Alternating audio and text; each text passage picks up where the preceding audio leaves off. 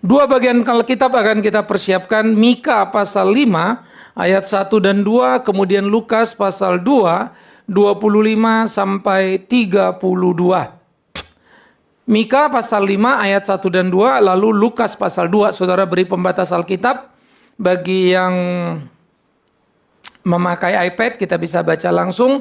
Saya akan baca Mika pasal 5 ayat 1, lalu saudara ayat yang kedua.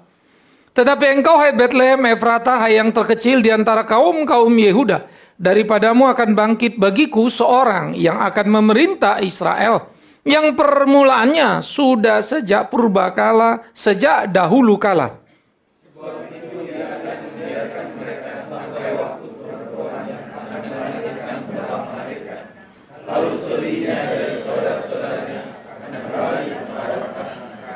Kemudian kita buka Lukas pasal yang kedua. Dan kita akan membaca ayat 25 sampai 32 kembali bergantian. Saya 25, saudara 26 seterusnya. Adalah di Yerusalem seorang bernama Simeon. Ia seorang yang benar dan saleh yang menantikan penghiburan bagi Israel. Roh Kudus ada di atasnya.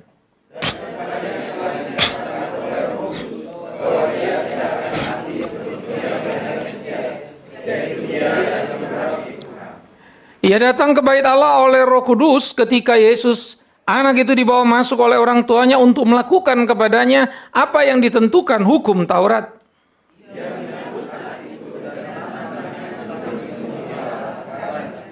Sekarang Tuhan, biarkanlah hamba-Mu ini pergi dalam damai sejahtera sesuai dengan firman-Mu. Yang telah Engkau sediakan di hadapan segala bangsa.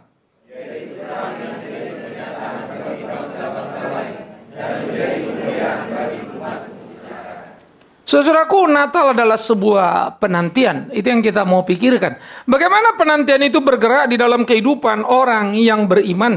Dan bagaimana kemudian kita menemukan seorang yang bernama Simeon, yang selalu memuji memuliakan nama Tuhan, menaikkan doa supaya Natal itu segera tiba. Saudara-saudara, Mesias datang ke dunia, itulah Natal. Banyak nabi silih berganti, generasi demi generasi menanti, tapi tidak kemudian mereka bisa melihatnya. Karena itu beruntunglah mereka yang oleh perkenan Tuhan masuk dalam sejarah, menyambut kedatangan Kristus, Sang Natal itu, melihat bayi kudus itu. Maka Simeon yang mendapatkan anugerah menjadi hal yang indah. Lewat Nabi Mika, Nabi itu bernubuat. Lewat Nabi Yesaya, Nabi itu pun bernubuat. Tapi nabi-nabi yang bernubuat ini tidak pernah melihat apa yang mereka nubuatkan. Nabi berikutnya pun tidak. Sampai kemudian Simeon. Saudara-saudara, Natal adalah janji yang dinantikan. Ketika Yesaya menyampaikan gambaran tentang siapa Mesias Juru Selamat, maka Mika pun mengungkapkan bagaimana dia akan datang dan lahir di kota Betlehem. Mika kurang lebih sejaman dengan Yesaya 750 tahunan. Kurang lebih sebelum Kristus datang. Maka ketepatan pembicaraan itu tidak mungkin kecuali hanya satu hal. Bahwa itu memang Allah yang mengaturnya.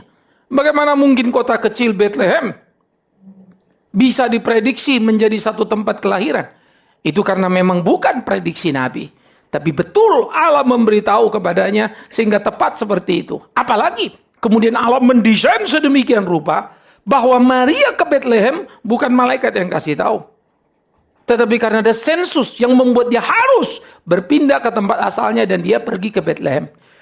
Di dalam situasi politik yang begitu luar biasa, dengan 1001 kemungkinan, bisa-bisanya pada waktu yang tepat, Maria hamil 9 bulan sekian hari, menunggu hari lahirnya, harus berjalan karena sensus. Kemana? Ke Betlehem. Karena hamil dia tidak bisa dapat jalan cepat, lalu karena tidak jalan cepat, dia tidak ke bagian tempat. Bagaimana bisa itu tepat? Saya bersyukur ketika meneliti semua, lalu melihat bagian demi bagian, situasi teologisnya, situasi sosiologisnya, historisnya, kaget setengah mati. God, thank you. Maka saya kemudian bisa menikmati pergumulan Simeon, yang terus-menerus menunggu Mesias itu. Menantikannya. Apa yang diungkapkan oleh para nabi. Maka nubuat Nabi Mika itu menjadi satu nubuat yang luar biasa. Maka dikatakan, Bethlehem, kau yang terkecil tapi darimu bangkit yang terbesar. Yang terbesar mestinya di kota besar. Karena itu tidak heran kalau orang Majus mencari sang raja kemana? Ke Yerusalem. Mana raja yang baru lahir? Mengapa? Karena Yerusalem ibu kota. Raja itu mesti ada di situ. No. Natal. Sang besar yang terbesar lahir di tempat kecil yang sangat kecil. Bethlehem itu pedesaan kecil. Tidak banyak penduduknya. Pada waktu itu penuh hanya karena semua eksodus mendadak pulang dari perantauan. Sehingga kota itu tidak mampu menampung karena memang kecil. Nah, oleh karena itu, sang besar lahir di kota yang kecil. Natal secara historis mengingatkan kita kepada satu tempat. Menanti Natal, bukan menanti kapan kita kumpul di tempat yang indah dan besar. Menanti Natal, kapan kita bertemu dengan Dia di hati yang takluk kepada ketetapan kehendak Allah. Itu Natal. Kita tidak lagi perlu ke Bethlehem, karena Dia akan datang ke dalam hati kita. Tapi adakah hati kita seperti Bethlehem, kota kecil, yang bisa menampung sang besar? Karena saya khawatir kalau hati kita terlalu besar, sehingga hanya mau raja besar dalam konteks ukuran dunia, dan bukan sang Natal itu. Ya. Oleh karena itulah kelahiran Kristus menjadi satu kelahiran yang luar biasa. Ungkapan dari Mika, apa yang disampaikan Mika, menjadi pengharapan yang menggelora di dalam hidup orang percaya. Dia sang besar akan datang dan lahir di kota yang kecil. Kota Bethlehem memang kota yang penuh dengan histori. Tapi lagi-lagi dia bukan ibu kota. Tapi kota Bethlehem tempat pergumulan kisah keberimanan yang luar biasa. Di sana juga Daud berasal. Ya, Bethlehem, maka disebut juga kota Daud. Nah, jadi saudara-saudaraku yang kekasih, di Bethlehem, asal muasal dan tempat banyak orang-orang Yehuda tinggal. Di Bethlehem, di sanalah tempat Yesus lahir, yang sudah diberitahukan kurang lebih 750 tahun yang silam. Tetapi menjadi penting, kota kecil itu akan menjadi tempat kelahiran Raja besar itu. Perhatikan, kota kecil itu akan menjadi tempat kelahiran Raja besar itu. Nazaret pada waktu itu sebagai kota lebih besar dari Bethlehem. Ya, tapi Maria disuruh ke sana. Dan kelahiran Kristus, saudara, digambarkan sebagai Dia akan datang, tetapi sudah ada di dalam kekekalan. Maka dikatakan seorang yang akan memerintah ke Israel yang permulaannya sudah sejak purbakala, sejak dahulu kala. Istilah purbakala, dahulu kala menunjukkan dalam bahasa sastra itu waktu yang anta berantah. Tetapi logika otak kita, kalau mau lahir sudah ada, gimana ceritanya? Kalau mau lahir berarti belum ada. Itu kan logikanya. Ketika seorang pria dan wanita sel telur itu bertemu dengan sperma, maka dia membentuk janin lalu jadi baby. Disitulah dia ada pada pertemuan itu. Tapi ini sejak dulu kala. Dan dia akan lahir untuk memimpin umatnya. Lahir saja belum sudah punya umat, gimana ceritanya? Yaitu Natal. Jadi saya kira kita mesti melihat dan menelusuri. Sehingga bagi saya makin hari makin mengagumkan kesadaran rohani para gembala ketika menyembah Yesus itu. Dan mencengangkan ketika jeniusnya orang Majus rela tunduk dan menyembah bayi yang biasa-biasa itu. Why? Itu iman.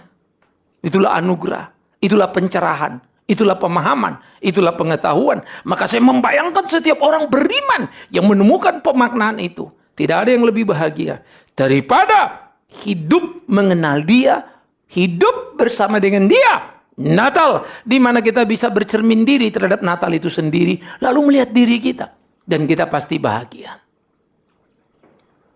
Tidak salah dengan berbagai hadiah, tapi jadi masalah kalau itu ukurannya. Sehingga kita perlu memikirkan bagaimana seharusnya memahami satu pergumulan keberimanan bersama dengan Tuhan. Saudara-saudara, Dia akan lahir, tapi sudah sejak dulu kala. Maka lagi-lagi besar yang lahir, kecil kotanya. Dia akan lahir, tapi sudah ada sejak dulu kala. Natal menjadi tidak biasa. Itu bukan kelahiran seperti kelahiran seorang anak raja. Kelahiran seorang raja ada ketika dia lahir. Tetapi yang ini ada bahkan sebelum dunia dijadikan. Itu diungkapkan oleh Yohanes di dalam pasalnya yang pertama. Maka dia yang sudah sejak purbakala, sejak dahulu kala, tetapi baru akan lahir itu. Bukankah luar biasa? Tapi Mika juga ngomong itu nanti ke depan sono loh, 750. Jadi dia ngomong di sini ke belakang, sejak dulu sudah ada, akan ada nanti 750 tahun kemudian. Luar biasa ya. Itu Natal, saudaraku. Ya. Maka menemukan pemaknaan seperti itu membuat kita tertegun dan berpikir betapa bersimpatinya surga kepada kita sang pendosa ini. Betapa baiknya surga kepada kita dan membukakan rahasia yang luar biasa itu. Bersyukurlah kepada Tuhan untuk kebaikan yang dikerjakannya kepada kita. Maka dia yang akan dilahirkan, sang Natal itu, dikatakan akan mengumpulkan orang Israel yang tercerai dan menyatukan dengan orang beriman di dalam sepanjang zaman. Israel menjadi ungkapan. Bagaimana mereka dikumpulkan? Siapa Israel? Minggu depan saya akan bicara ini. Ya, Natal bukan untuk semua orang itu. Kita akan mengerti nanti istilah Israel, sisa Israel. Mana Israel yang benar? Kita akan melihat bagaimana selektivitas Allah yang luar biasa itu. Kasihnya itu melampaui apa saja. Tidak terbatas. Tapi siapa yang dikasihinya terbatas. Ia mengasihi yang diperkenannya. Saya tidak bisa mendaftarkan diri saya. Saya tidak bisa mengaku pada dia bahwa saya pendeta, saya pelayanan, terimalah aku. No, itu belas kasihannya. Maka kalau aku diterimanya, tidak ada alasanku untuk tidak bersyukur. Mau patah tulang kayak mau mati kayak aku pelayanan, tidak itu cukup untuk menjadi upah pergi ke surga sana. Itu belas kasihannya. Maka kalau semangat ini kita hidupkan dalam diri kita, semua kita berlomba berpacu melayani Tuhan.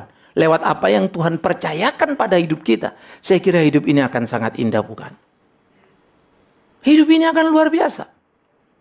Bagaimana kita hidup berkenan kepadanya? Bagaimana kita mau melakukan ketetapan kehendaknya sehingga hidup kita sungguh menjadi hidup yang berdaya guna.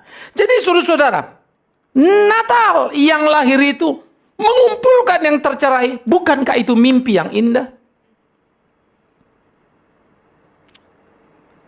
Minggu depan saya akan ceritakan lagi nanti kepada saudara. Yehuda situasinya ketika mereka mendengar berita itu, Natal itu, lalu Yehuda ketika menyambut Natal itu. Yuk akan lihat secara historis mengagumkan sekali.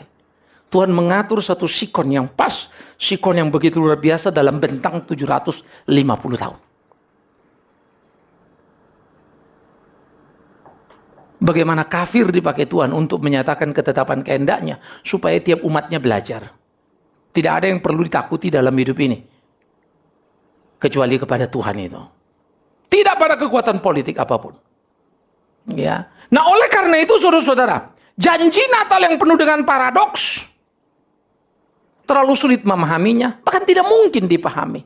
Namun bersyukurlah mereka yang beriman, mereka yang percaya, mereka yang mendapat anugerah Allah sehingga mereka diberi pencerahan untuk mengerti, mengenali dan menikmati. Waduh, memahami Natal itu blessing saudara.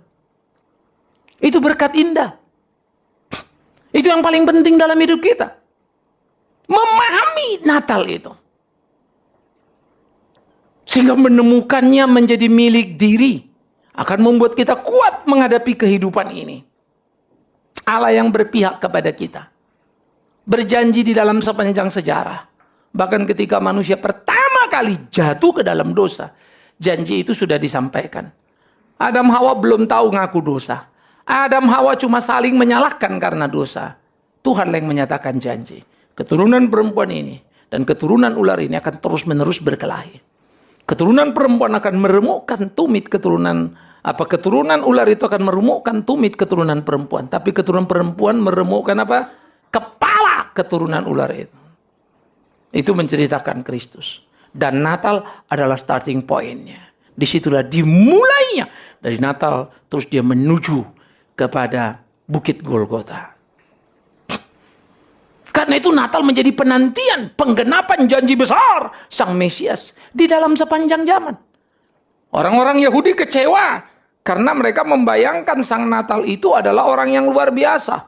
Gambarannya seperti Daud yang kemudian bisa mengalahkan Goliat dengan pengali-alinya. Senjata kecil, Goliatnya jatuh. Tapi yang datang justru ada orang berkata, sarungkan pedangmu. Lain sekali. Tidak enak beritanya. Kasihi musuhmu. Zamannya membencinya. Karena seakan membiarkan diri dijajah oleh Roma si kafir itu.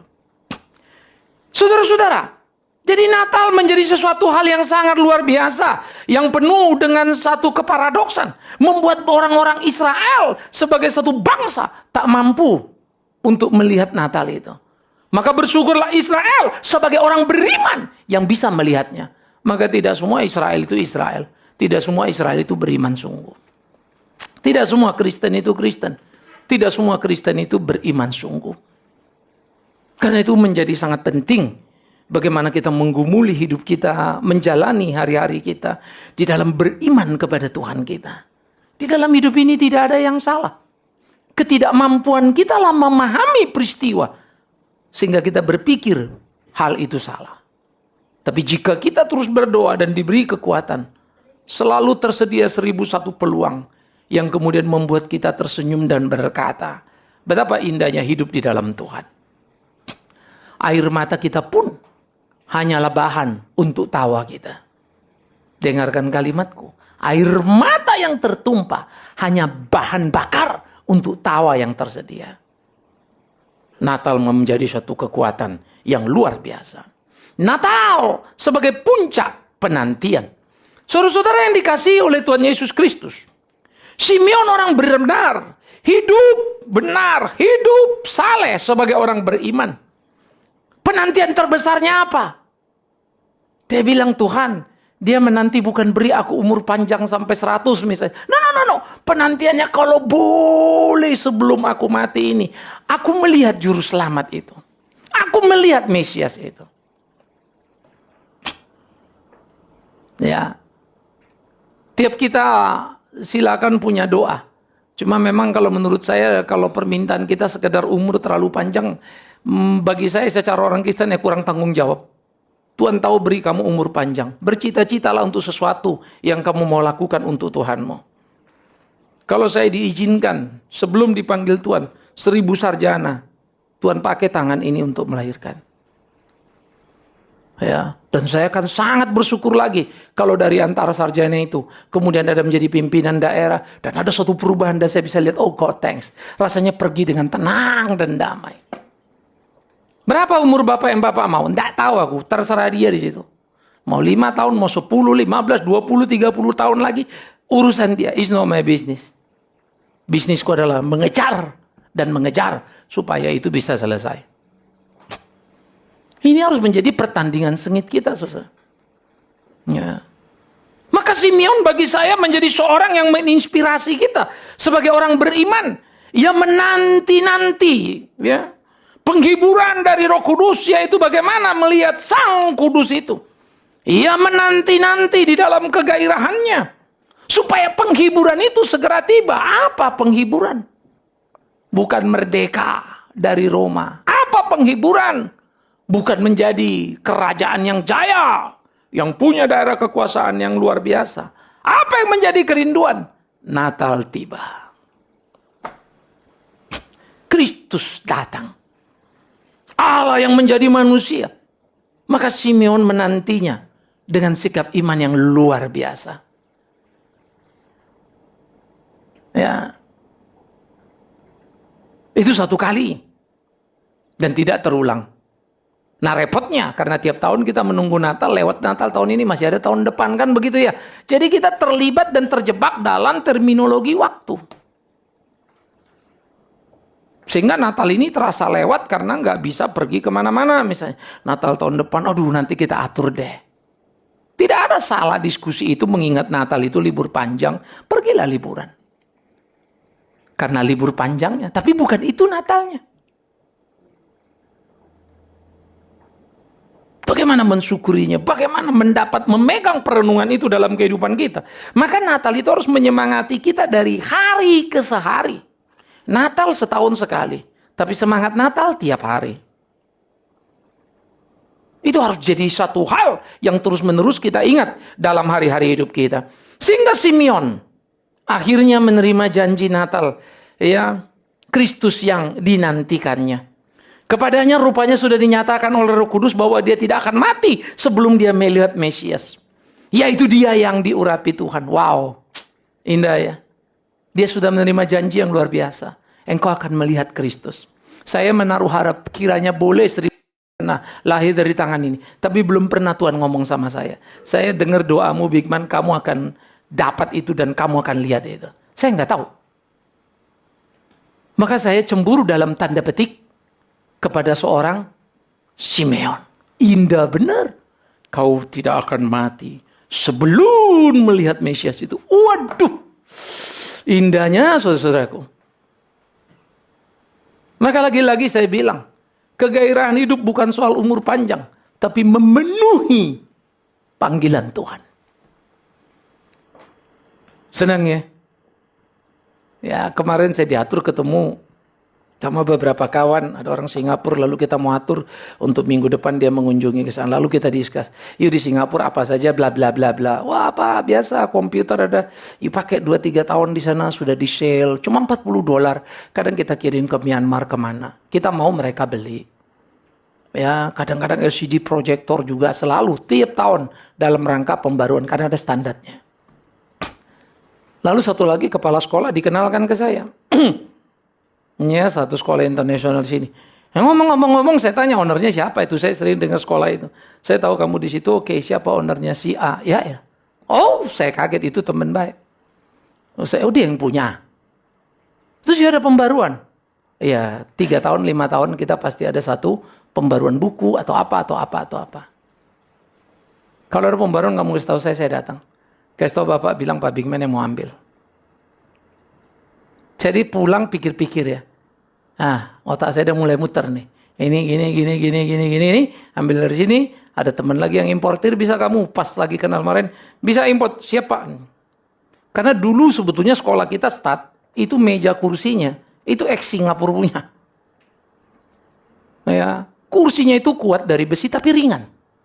Kalau di Indonesia ringan. Pasti patah punya lah itu. Saya juga bingung itu. Gila ya, ini kursi bagus sekali. Pakai plastik, dia ini besi kakinya. Itu sudah ndongkrok di Batam kurang lebih 1 tahun lebih. Baru pas teman saya bilang, lu punya kursi kasih gua dong. Lalu kita kirim dari Batam ke Kalimantan. 400 kursi pada waktu itu. Set sama meja. Ya. Nah sekarang bisa lebih baik lagi nanti. Dapat lagi, bawa lagi begitu ya. Rasanya senang kalau beri anak-anak itu nanti sesuatu yang wah, lebih bagus duduknya, lebih enak begitu ya. Karena saya kalau duduk di kursi yang bekas Singapura punya itu, dibandingkan kita beli kursi baru, misalnya di lokasi kita bikin kayu, nggak enak duduknya. Tapi yang itu tuh betul, waduh aerodinamisnya, bluk itu masuk rasanya. Enak bener. Ya. Tapi mahal kan kalau beli. Bisa 1:10. Kadang-kadang bisa lebih. Ya, tapi kalau dapat tender murah kan menyenangkan ya. Menyenangkan apa? Upah Bigman punya. Bukan sayanya. Anak-anaknya kalau duduk seneng itu rasanya seneng banget. Ya.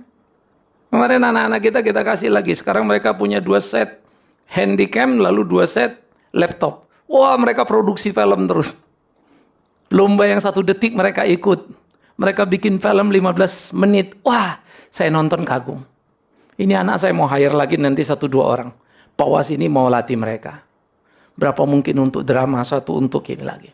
Ya, kemarin saya udah bilang kita udah punya Yunus untuk editing dan segala macam. Lalu nanti Ajan untuk sound system. Ya, saya akan minta lagi 1-2 anak cari lagi mana yang bakatnya acting. Lalu kita akan latih lagi mereka. Maka bagiku hadiah Natal adalah kalau bisa dipakai Tuhan menjadikan seorang anak seperti yang Tuhan mau. Itu hadiah Natal. Bukan saya dapat apa, tapi saya bisa bikin apa. Yuk kita pikirkan sama-sama yuk. Kita bisa bikin apa? Kita bisa lakukan apa? Dan saya percaya kalian pasti diberi Tuhan kesempatan masing-masing. Tinggal kepekaan kita dan kesadaran untuk mengerjakan. Maka Simeon, ditatangnya lah bayi kudus itu. diangkatnya. Senangnya luar biasa. Pada waktu itu Yesus dibawa ke bait Allah untuk disunat. Jadi umur berapa hari, saudara? 8 hari. Duluan mana Simeon dan gembala melihat Yesus? Siapa yang duluan? Gembala pada malam lahir itu. Simeon 8 hari. Orang Majus kurang lebih umur Yesusnya 2 tahun. Dibawalah ke bait Allah. Roh Kudus pimpin Simeon ke bait Allah. Pada waktu datang dilihatnya lah. Lalu masuklah. Disambutnya anak itu, diangkatnya dan dia berkata, apa katanya? Sekarang Tuhan, biarkanlah hambamu ini pergi dalam damai sejahtera sesuai dengan firman-Mu. Sebab mataku telah melihat keselamatan yang daripadamu, yang telah disediakan untuk bangsa-bangsa, yaitu terang, yang menjadi penyataan bagi bangsa-bangsa lain, dan menjadi kemuliaan bagi umat-Mu Israel. Sekarang biarkanlah aku pergi dengan damai. Ya. Saya kalau ingat Simeon, saya tersenyum. Akankah terucap dari mulutku satu kata ketika terasa dia mau memanggil Tuhan? Sekarang aku mau pergi dalam damai-Mu. Terima kasih untuk panggilan-Mu. Terus ngilang. Asik banget rasanya ya. Apalagi kalau sempat dikasih Tuhan kesempatan panggil istri, anak-anak, terus kita ngomong-ngomong, udah ya, Papa berangkat. Wih, saya indah banget. This is my dream.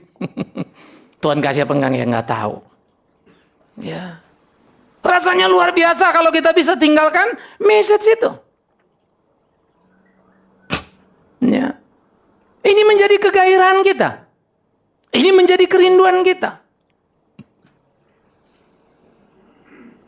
Sehingga bagaimana hidup kita menjadi hidup yang berguna. Bagaimana hidup kita menjadi hidup yang bernilai. Dilihatnya sang Natal itu. Diangkatnya. Dia memuji Allah. Sangat bersyukur, berterima kasih. Yang paling berharga dalam hidupnya, kini didapatnya. Apa? Lebih berharga daripada hidupnya sendiri. Yaitu melihat Natal itu, sang juru selamat itu. Jauh lebih berharga daripada dirinya sendiri.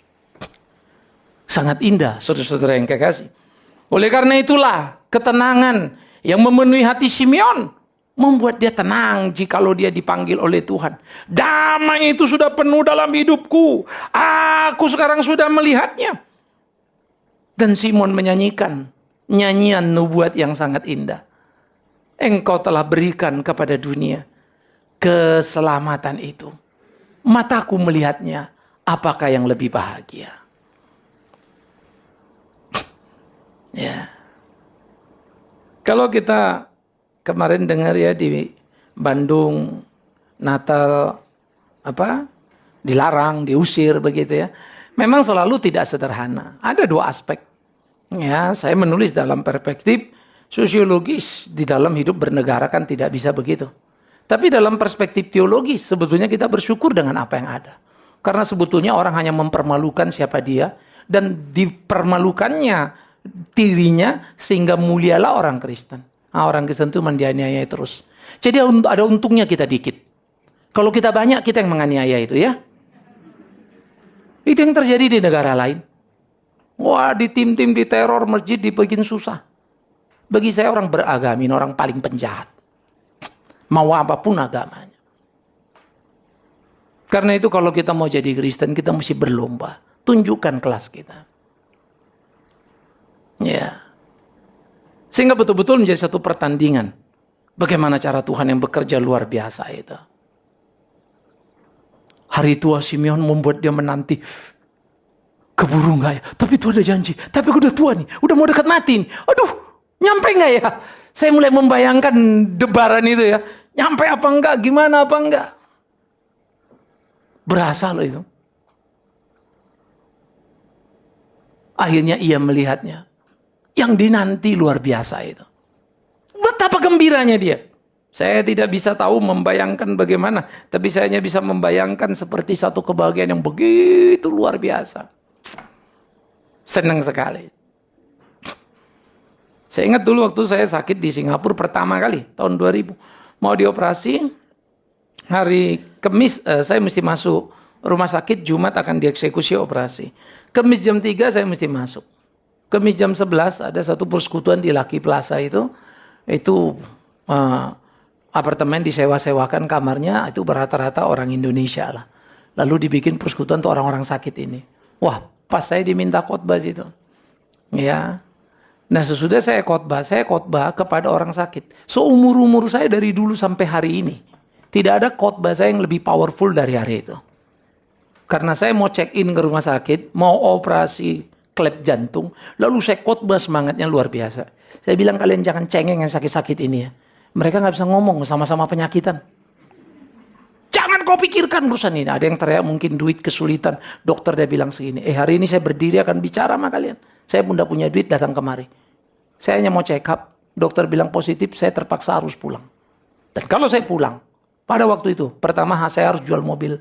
Yang satu-satunya sisa, sesudah habis mobil mama saya sakit, habis kita mobil. Lalu bisa dapat dibantu teman lagi beli mobil. Terpaksa mesti jual lagi. Itu pun tidak cukup. Itu hanya DP saja. Jadi saya khotbah begitu luar biasa. Ada orang yang mau pulang pada waktu itu, saya ingat betul. Mau. Udah takut berobat, ada yang takut, ada yang ini. Akhirnya mereka semua pada masuk rumah sakit lagi. Tak jadi pulang. Karena memang serius sakitnya. Nah, saya selesai khotbah. Jam 11, jam 12, setengah 1, jam 1-an.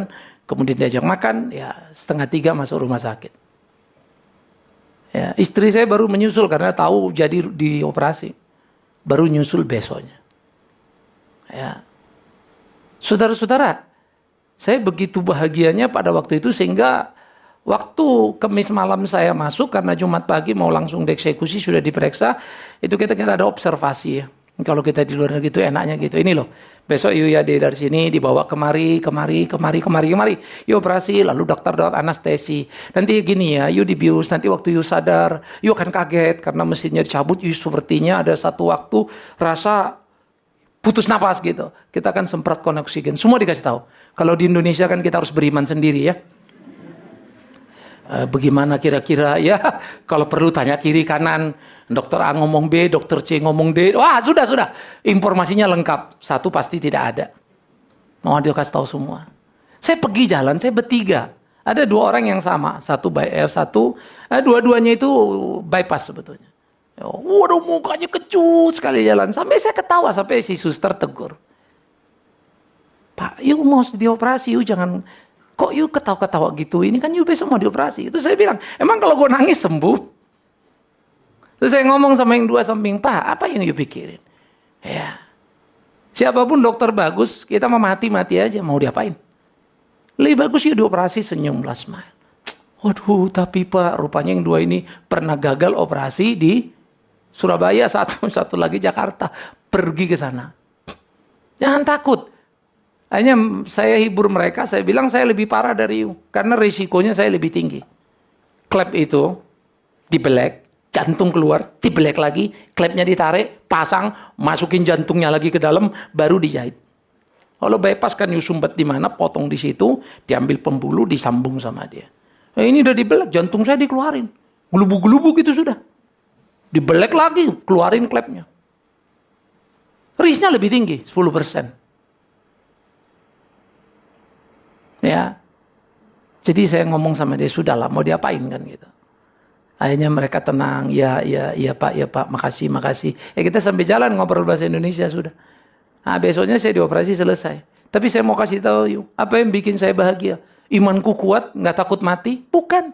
Tadi pagi itu loh, waktu khotbah itu, aku disemangati oleh khotbahku sendiri. Happy amat, nggak peduli seperti apa. Dan itu terus berpengaruh. Sehingga recovery saya lebih cepat 1-2 hari. Saya keluar duluan dari mereka, saya lebih berat. Ya.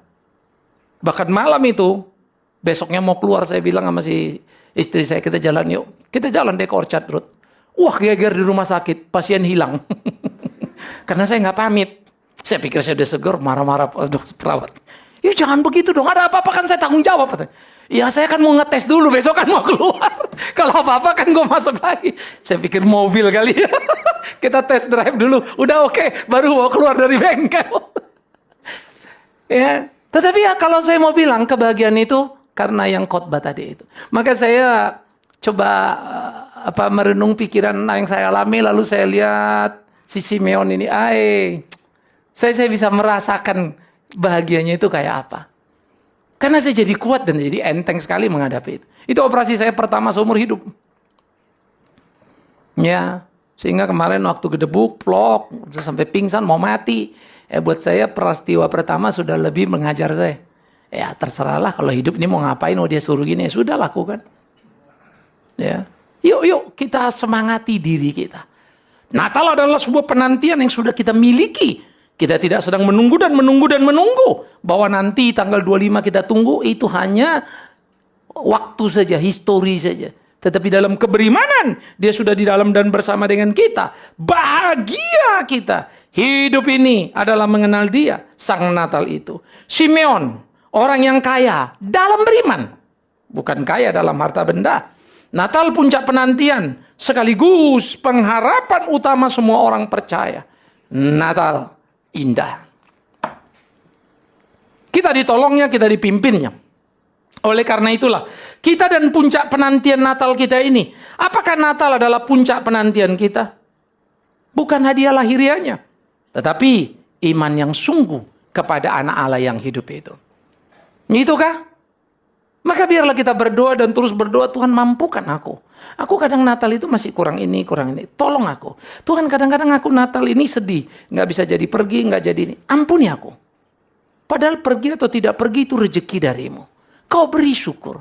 Seharusnya aku tidak perlu marah. Tolong aku. Jadi doa kita itu coba ya. Kita belajar merubah lah. Supaya jangan, Tuhan tolong ya Natal ini supaya jadi pergi, jadi ini, jadi itu. Bukan itunya lagi. Kalau pergi terima kasih. Tahu-tahu, waduh ada halangan. Tuhan, kuatkan aku tidak kecewa dengan rencana yang fail ini. Supaya aku jangan kehilangan penantian Natal yang indah itu. Natal yang kau berikan itu. Amin. Tapi tetap nyesel deh. Kalau nggak pergi. Halo? Tetap sih. Kalau dijanjiin anak-anak, remaja, pemuda. Kamu dijanjiin orang tua, nanti Natal mau beli ini atau pergi sini. Tahu-tahu nggak jadi, kecewa nggak? Kecewa. Ya. Tapi kan Natal dapat Tuhan Yesus kan? Pak, dapat nggak dapat, yang penting jalan Pak. Itu terasa, kalau Yesus kan nggak terasa. Tapi ya itu kita harus belajar. Menyemangati itu, memahami itu. Ya, itu dinamikanya. Ya. Oleh karena itulah, jangan sampai kita terikat di dalam terminologi ruang dan waktu ini sampai kita kehilangan nilai kekekalan dalam Natal itu. Kita tidak memilikinya. Orang percaya harusnya memaknai Natal sebagai puncak penantian. Adalah pertemuan pribadinya dengan Tuhan. Semakin hari, semakin mengenal. Ketika seseorang bertobat, saya mengatakan itu the first Natal. Loh Pak, ini orang Kristen loh Pak, Natal sudah 50 kali. No. Baru kali itu. Kristus lahir di hatinya itu. Indah ya. Maka saya selalu ingat cerita klasik. Saya selalu pakai ini cerita banyak tempat tuh. Saya mungkin juga pernah cerita kalau saudara masih ingat. Ketika di surga, dekat-dekat Natal begini, Rasul kumpulkan semua orang percaya yang sudah masuk di surga. Pertanyaan buat kalian. Petrus berdiri lalu nanya. Ini Natal sudah mau tiba. Kira-kira Yesus pergi kemana? Satu orang angkat. Pasti Yesus pergi ke penjara. Melihat orang di penjara. Dia akan ke sana. No, salah. Ngapain Yesus ke penjara? Sudah terlalu banyak orang Kristen mendadak baik. Tiap hari ada yang kunjungin penjara. Bahkan Nabi itu sudah merasa kerepotan dengan tumpukan hadiah. Oh, Yesus di gereja pasti beribadah. Petrus bilang ke gereja. Dia tidak akan pernah pergi ke sana. Karena dia tidak lagi punya tempat di sana. Tempatnya sudah diduduki para pendeta. Kalaupun dia masuk orang menyanyi, tidak ada yang peduli dengan dia. Tak ada yang kasih tempat sama dia.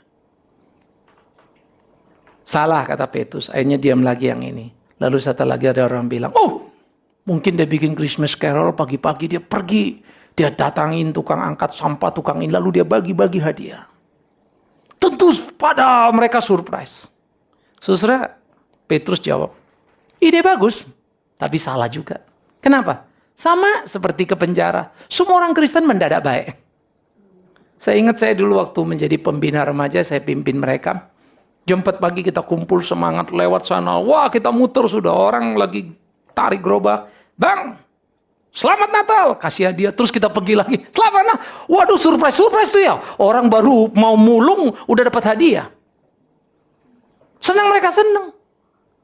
Tapi sebetulnya kalau kita ditanya, kita senang nggak? Senang waktu bagi. Habis itu memorinya mah hilang aja. Siangnya udah capek, pulang, tidur, makan. Hilang deh itu cerita. Baru saya pikir ya. Yes. Kami sering kali lakukan itu. Hanya semua. Nggak ada yang bisa jawab. Ada yang bilang ke desa. Ada yang bilang sana enggak. Ada yang bilang ke orang miskin juga enggak. Lalu kemana? Semua nggak bisa lagi jawab. Apakah tidak ada jawaban? Tidak. Tiap kali Natal judulnya selalu sama. Kata Petrus. Kemana Yesus pergi? Selalu sama. Kemana? Tanya orang percaya di surga. Lalu Petrus menjawab. Ia pergi ke hati yang hancur. Yang menangis. Dan berkata, Natal tibalah. Saudara, siapa yang punya hati yang hancur? Bukan hancur hanya karena kita disakiti atau hal lain. Hancur betul-betul merenungkan hidup kita. Apakah sungguh untuk Tuhan atau tidak. Hancur yang merenungkan betapa hidupku tidak sepenuhnya untukmu, ya Allahku. Biarlah hati yang hancur itu kita pelihara dalam hari-hari kita. Bukan hati hancur sedih, tapi hancur yang seperti Alkitab bilang, berbahagialah mereka yang lapar akan kebenaran itu. Mereka akan dipuaskan. Itulah penantian Natal kita. Dalam hati kita. Bagaimana kita menantikan. Dan kita hidup dalam semangat yang terus-menerus menyatu dengan Dia. Aku rindu. Ya Tuhanku. Kalau kita sudah pelayanan gimana Pak? Ayo pikirkan apa yang you belum lakukan. Tuhan menolong kita. Tuhan memimpin kita. Untuk terus melewati rally Natal demi rally Natal. Dan tiba pada Natal itu. Jangan biarkan. Tiap Natal berlalu. Hanya Natal beda tahun. Tapi biarlah Natal berlalu secara historis. Tetapi ada satu pergumulan teologis dalam hidup kita. Yang makin menggairahkan. Yang makin membuat kita mengenal Tuhan. Yang membuat kita bersemangat dan penuh sukacita. Boleh melayani Dia. Kita berlomba. Untuk punya itu. Dan Tuhan pasti tolong kita. Nobody perfect. But all of us must to be perfect. Nah ini pertandingan kita. Natal itulah yang menyemangati kita. Natal itulah yang menolong kita. Amin. Kita tunduk kepala.